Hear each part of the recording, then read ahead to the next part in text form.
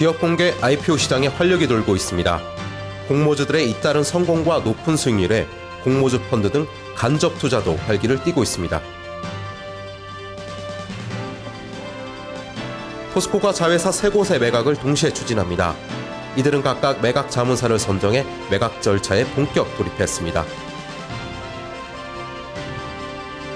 남북이 인천 아시안게임과 관련한 실무 접촉에서 합의에 이르지 못했습니다. 향후 일정도 잡지 않은 채 북측은 일방적으로 퇴장해버렸습니다. 뉴스통 어플리케이션을 통해서 뉴스토마토의 주요 뉴스 확인해보겠습니다. 첫 소식입니다. 기업 공개 IPO 시장에 활기가 돋고 있습니다. 지난 17일 금융투자업계에 따르면 올 6월 말까지 공모주 수익률은 50.2%를 기록했습니다. 또 한국정보인증과 인터파크 INT 등 연초 증시에 입성한 공모주 6개 평균 수익률은 106%로 집계됐습니다. 이들의 청약 경쟁률은 평균 779대 1을 기록할 만큼 치열했고 그에 엄청난 자금이 몰렸습니다. 최근 상장을 앞둔 종목들도 흥행을 이어가고 있습니다. 윈하이텍과 아진엑스텍의 경쟁률은 각각 590대 1과 876대 1 정도를 기록했고 트루이는 청약 자금의 1조 2천억 원이 몰려들었습니다. 공모주 인기는 펀드 상품까지 이어졌습니다. 펀드 평가사 제로인에 따르면 지난 15일 기준으로 분리과세 하일드 펀드 72개 설정의 합계는 출시 석 달 만에 5,841억 원으로 집계됐고 선과도 3년과 5년 누적 수익률이 20%를 기록하는 상품도 나오고 있습니다.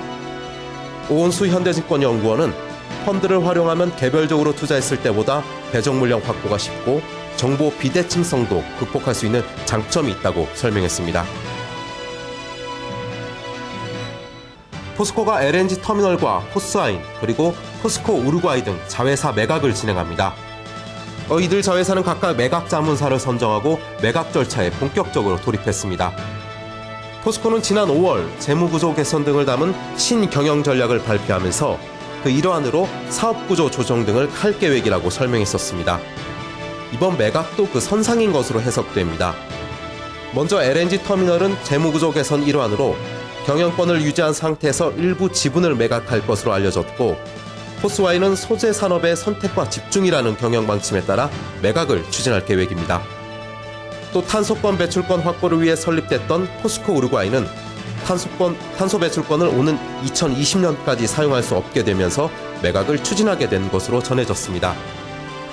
포스코 측은 신경영 전략을 지속적으로 이어나갈 방침이라고 설명했습니다.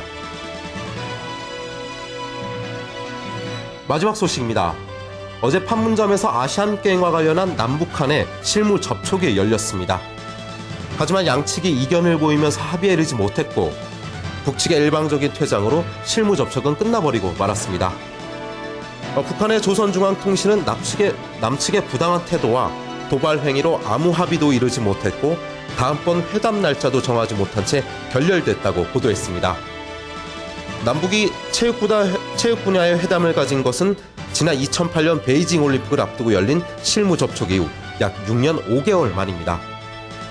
진전 없이 끝나버린 실무 접촉이 향후 어떻게 전개될지에 큰 이목이 집중되고 있습니다. 지금까지 뉴스통 어플리케이션을 통해서 뉴스토마토의 주요 뉴스 살펴봤습니다.